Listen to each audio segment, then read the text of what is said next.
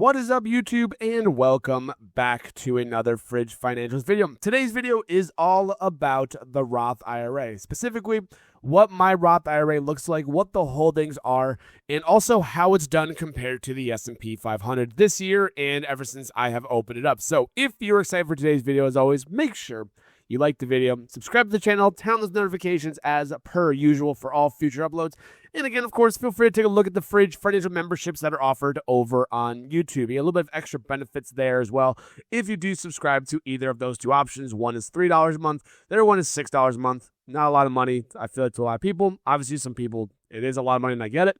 But again, feel free to take a look at it if you want to support the channel and the content creation of Fridge Financials here. But what we're looking at here is the S&P 500 ETF SPY. And again, I always like to compare to this ETF in general. The reason why is because is it outperforming this major index here? Because a lot of people just say put it into an index fund and set it and forget it and you're good to go. And for, 90-95% of people, that is definitely, a true statement. There are that select few people who are able to outperform the S&P 500. Me doing it or not doing it, again, in a short time frame isn't the end-all be-all. You need years and years of data to see, have you consistently outperformed the S&P 500? Year-to-date so far, we're a little bit over halfway now at the time of recording this video. It is July 7th. As you'll see, the S&P is up 9.43%, which is a very, very good number. Not so bad. Again, usually the annualized returns are about 10 to 12% for the S&P 500, so about 9.43%. Not looking too shabby so far. What we're going to be doing in today's video is we're going to go into my retirement account, my Roth IRA that I have here. We're going to talk about some benefits that come with it as well that I think is very, very important to know. And then we're also going to look at my holdings here and see how we did in comparison to the S&P 500. Now, as you will see right now, pre-market, we are down 2.46%. The ETFs I'm holding here are having a little bit of some trouble, obviously. The big reason that the market has kind of had this reaction is because I believe Samsung had their earnings yesterday. And they were phenomenal earnings. They actually, apparently, we're saying that the numbers are higher than NVIDIA's, and the stock is down like 4%. So what's getting hit in the U.S. markets? Memory stocks, Micron, SanDisk, all those ones there. And a lot of this is focusing on, semiconductors, AI infrastructure, all that kind of stuff is all in this portfolio here. So that kind of makes a lot of sense. So in taking a look at this Roth IRA, again, a couple of things to keep in mind about is that, again, you are putting the money into it after you've already paid taxes on your paycheck that came in. So I get paid a paycheck, that money gets taxed, and then that money goes into the Roth, and then when I withdraw that money, I withdraw it tax-free, which is very, very nice, again, for when you come to retirement.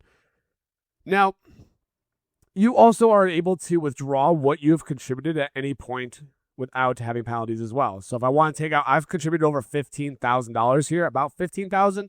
If I want to take that out at any point in time, just the contributions, I can. You only would have to have the penalties and the taxes on it, on the earnings, or on the profits that you've taken. So that's just, again, and I would look more into that because I'm not going to be doing that. I would look more into it for your own personal benefit. Because I'm not a tax expert in the legality of things here. I'm not a financial advisor. I'm not doing any of that kind of stuff. But you are able to do something along the lines of withdrawing out what you've put in without having to pay penalties and taxes, which is pretty, pretty nice. Now, on Robinhood here, okay, what I like about Robinhood is that they also do, in fact, offer a 3% match when you have Robinhood Gold. Now, again, remember, we've done the math before on Robinhood Gold. It's about $50 a year if you pay up front. And 3% match if you max out your Roth IRA. If you pay out $7,500, which I'm not even close to right now, as you'll see, you get about, I think it's like $220-ish or something like that. I think it is. Let me see. This one was $210. So you get a little bit over $200. I think it's like $225 or something like that. But anyways, so you get about $225 essentially in a match with Robinhood Gold. Now, if you factor in the $50 you pay every year, you get about additional $170-ish, $175 additionally into your Roth IRA for doing absolutely nothing. Just by having Robinhood Gold, which I think is worth it. You're paying $50 to get an additional $175 net to put into investments, whatever it is you want to buy into. You can put that into the bond market if you want to. You can put it into, any ETF you want, whatever it is you feel like. That's kind of up to your preference, right? So that's something to kind of keep in mind about. As you will see, 2024, we maxed out the Roth here. We got $210 there. 2025, same thing, maxed it out, $210. This year now, the max is $7,500, which is very, very nice. You can contribute more to your Roth IRA. Obviously, I think if you're over the age of 50, I think it's $8,000, I believe. But so this is what we're looking at in terms of we're not even close. Now that the wedding is all taken care of, we're all set. We're ready to move forward as a married couple. I'm super excited for it. But now we can start focusing on putting money back into this to get that match before the end of the calendar year. They do give you a little bit more of a delay until taxes are filed for 2026. So there is some, like a couple months next year, I believe, that would allow you to do it. So, but with that, though, what I want to kind of, preface is I want to get this maxed out before the end of the year, just because for my safety and my own, not safety, sanity, whatever it is, that we're looking at here. So very, very happy to see that. We'll be able to hopefully grow that out and max it out before the end of 2026. As you'll see, again, down about 2.47%. The major holdings we have is QTUM. This is a quantum computing ETF that I got into quite some time ago. And overall, we are sitting up about $2,460, about 68% ROI so far, which again, I'm very, very happy to see. I got in about $91, so I'm very, very happy to see that. That is one of my holdings that I have in my retirement account. And again, that quantum play is, 5-10 years down the road, most likely. So it has all the big quantum computing stocks that could do very, very well if, we see a big boom, just like we saw a big boom in the AI play. Now we're hopefully going to see a boom in the next 5-10 years in quantum computing. The other one that's done very, very well this year for me so far is SMH, which is the VanEck and Semiconductor ETF. This thing has been an absolute roller coaster, but it's been doing very, very well. It was doing very, very well, about 81%. It's had a little bit of a pullback now.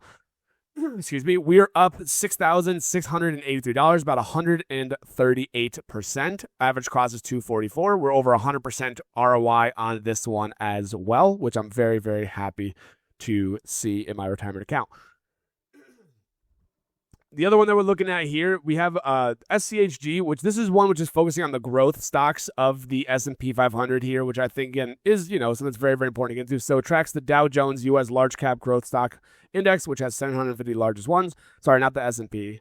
It says it here, but it's also says the Dow Jones, whatever.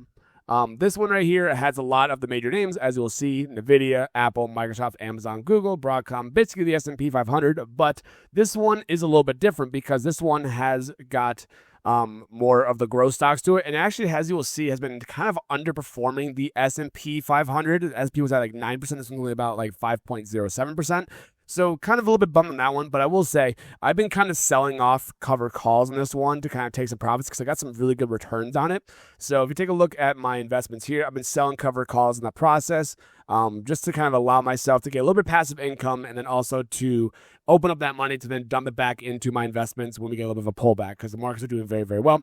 So that's kind of what my logic has been doing, selling a little bit of cover calls. Again, that comes in as tax-free income as well because sorry, I don't know if that one comes as tax-free income or not. I will come back to that one maybe in the future. I don't really know, but that money goes into my Roth IRA. I want to say it does. I could be wrong. I'm not a tax expert, of course. So, but this is more of the growth stocks, the NVIDIAs, the Microsoft. This is more of AI plays and semiconductors. So as you will see, the diversification here, this is quantum computing, which doesn't really have a lot of overlap with AI, semiconductors, infrastructure, which is over here. And you also have the growth stocks as well, which again is not an AI play. It focuses on, like all the biggest companies that are growing overall. We also had the Robinhood Venture Fund, which is private equity, which I wanted to get a little bit of exposure to. This one is probably the first one I'm going to add more money into because I'm down about 40% right now, down about $600. But again, it is what it is. This one is, again, one of those plays where I want to get invested into, these private equities because they do very, very well long term. A lot of private equity does very well. So this gives you a little bit of the exposure to it, as you will see here. So I'm very, very excited to hopefully dollar cost average and reduce my cost basis now that I have some funds hopefully available soon to be able to reduce my cost basis. And the last one is, instead of a semiconductor side of AI, we're also looking at Round Hill Memory, which you might have seen is a big one, is DRAM. This one is a memory play, which is Micron's. Again, that's why it's down so much today so far. I bet Micron's down a lot. I bet SanDisk is down a lot. So this one, again, we are a little bit up, actually, about 12% so far. Very, very small portfolio allocation that we're looking at here, but, hopefully to grow this section out as well in the retirement account. So we also have some Novo Nordisk $50 leap call options here. I got 3 of them. It has been somewhat recovered a little bit, as you will see. Last 3 months were up, it was up a little bit, which is very, very good. Taking a look at where I was, I got these around like here, beginning of the year, I think it was. And I was making some very good money, and then it just was a slaughterhouse. So again, these don't expire until January of next year, so there's still about half a year to go on this one. My break even for Novo Nordisk is about $60. And right now it's at about $50.30 right now. So holding these for now. The only thing that's kind of sucks about this Roth IRA is I can't sell naked calls on this one. I can't do poor man's cover calls because I would do that to then offset my cost basis on these leap options here. You can't do that in a Roth IRA. So kind of sucks, but it is what it is. So that's what we're looking at for the Roth. Again, we're down about 2.5% today, which is unfortunate. Remember, the S&P was about 9.4%. But the thing is, it's very nice to see. Looking at the year to date for the Roth, I'm up 24.67% in the Roth IRA. At one point, I was pushing 35%, which was insane. That was when you had the SMH ETF doing very, very well. So I was pushing about like 34, 35%. Now we're coming back down to about 24%. And then before we sit there and say, well, okay, you still have half a year to go. Ever since I invested back in December of 2024, we are up 57%. So in the end of 2024, we're looking at finishing up our second year. At the end of this year will be the end of the second year, the Roth being open. And we are looking at 57% ROI. Can't argue those results there. So that's a little bit of the breakdown into my Roth IRA, and it's doing very well compared to the S&P. Again, obviously, only time will tell if we can continue doing this, especially with looks like the market doing not too well today. It seems like so far. I have no idea. Market's not open yet. But thank you guys so much for watching today's video. Hopefully you appreciate a little bit of an insight into my Roth IRA. If you did make this far in the video, as always, make sure you like the video, subscribe to the channel, turn on those bell notifications as per usual. Hopefully making money in the market in some way, shape, or form, whether it's through a Roth IRA or through individual accounts, or you're just stacking up money from side hustles. And as always, I will catch you guys in the next video.